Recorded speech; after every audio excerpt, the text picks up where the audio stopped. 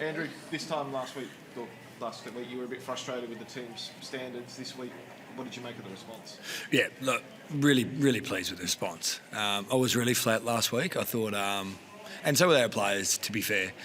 We were disappointed with the effort we gave last week, but we dug into that a fair bit this week, and I think if we play like that every week, we'll be okay.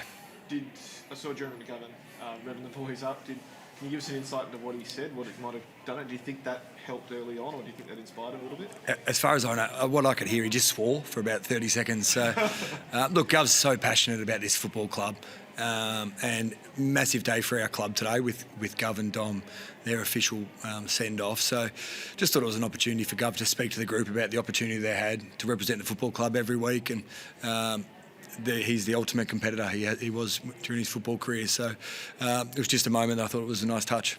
It's no secret you're obviously in a rebuild. How much can you use games like today for the next 6 months to point to the standard that you can set to compete with the best? Yeah, and that's exactly what we'll do.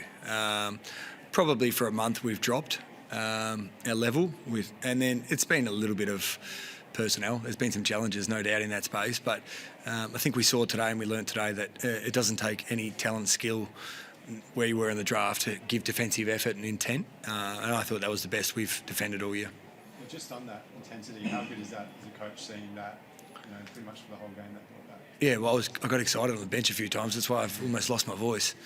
But I did. I loved it. I loved our intent to get after them. Like, Adelaide are a seriously good football team, and they fight tackles hard. But I thought at times we had the first guy might have missed the tackle, but the second and third guys were able to stick them, and it generated some. As you guys would be aware, the crowd got really involved in the game, which was what we want to do. Shanahan seems to have such a cool way for someone so young. What's he like, behind closed doors? Yeah, he is. He's a quiet young man, but he's got this real inner drive to be a good player, and I think at times today we didn't kick it to him very well, and and the Adelaide key backs, they're exceptional in that aerial contest. So he's a young key forward. He's going to have to keep learning to fight his way through it. But, I think we're seeing some signs that our fans are getting pretty excited about what the future might look like if Jobe keeps working hard. You shuffle down the other end, Andrew. This team scores 100 points every the last 6 of the last 7 games or something like that. To keep them under 100, under 100, well short in defence yourself. Should be on. Phil ended up with 3 in the end, but his first 3 quarters, must be stoked with that back line the way they defended today. Yeah, look, I think it was a real team effort, but in particular, like Ruben Jimby, it's extraordinary he wasn't in that under-22 team, because people aren't watching closely enough if he's not in that team. He is just an unbelievable competitor, and I thought he was well supported today. Our system of defence was what we expect from our players today, and the way we defended our D50 we were really pleased with. I think a lot of fans got the same thing. They couldn't believe that team. What did you say to him when that team came out? Look, I didn't say anything to him. Rubes isn't driven by awards. That's not why he plays the game. So, look, he may have been disappointed. I didn't actually ask him, but I thought it was, I just don't think they're watching closely enough for some of the things Ruben's done this year, but we love him on our team. The energy he gives in that back line as well, how much does that kind of rub off on the other players around him? Yeah, he's flowing locks when he takes off. It's an impressive set of hair. Look, I think that he's still a young player. He's played his first season in the back line this year, and as I said, most weeks we've played him on the opposition's best forward. It sort of doesn't happen across the league. So, we love him in our team. We love the way he competes, and he's going to continue to get better because that's the way he's wired.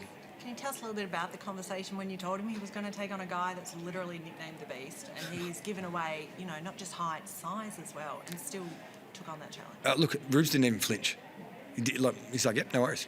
If that's what I have to do for the team, we'll do it. And he prepared himself really well. He was well supported at times, and it was a solid effort. I know he got three in the end, but I think he kept him goalless to maybe halfway through the third quarter, and then obviously got a few, but pretty hard to keep him down with the offensive potency that Adelaide have. Tom McCarthy threw him in the midfield more this week. What did you make of that performance? Yeah, look, I thought he was really, really good. It's quite amazing what Tom's doing, considering he started playing AFL maybe 2 or 3 months ago, mid-season draft. We're so fortunate to be able to have got him. We knew he could play mid. We just thought it was easier to settle him into the back line at AFL level, but I think you saw today a player that can play AFL midfield quite comfortably, and got caught a couple of times, but I love that because he was trying to take the game on, and that's the way we want him to play. I suppose you said he only played a couple of months. He's the chance to play a full pre-season, and then learn the structures if you want to keep him there. What's the ceiling for him?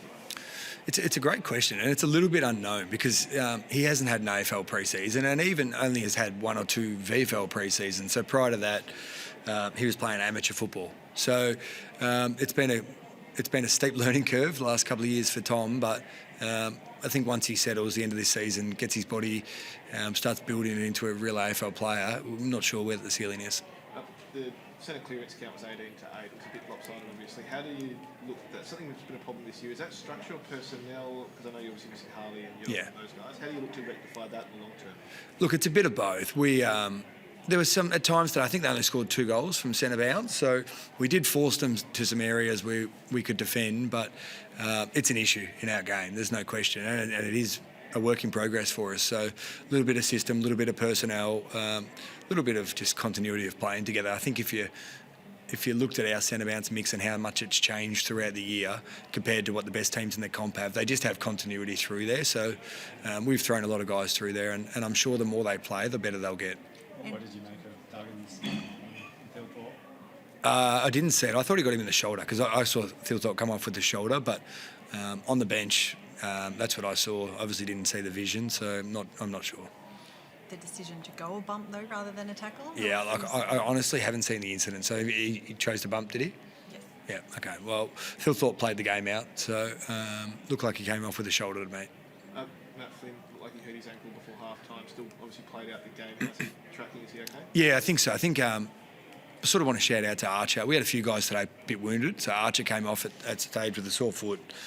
Flinny copped an ankle knock, and Ryan Marrick had a big corky. Clay Hall got a hit late. So sometimes in footy that happens, and you just have to fight your way through it. So I thought those guys continued to compete and provided some aerial presence for us. And Brady Hoff's first half job on Isaac Rankin, they forced him to basically throw him in the midfield. What did you make of that? Yeah, I've sort of been, like, Hoffy's been really growing as a mid, so sort of putting him and Bakes back this week just to really stabilise our back line a little bit. He had a role on Rankin, but he still was playing within our system, so it wasn't a full lockdown role. And then Peatling went off at half-time, so that's why Rankin went through the midfield. Obviously had 10 or 11 touches in that third quarter. He's a pretty exceptional player, Isaac Rankin.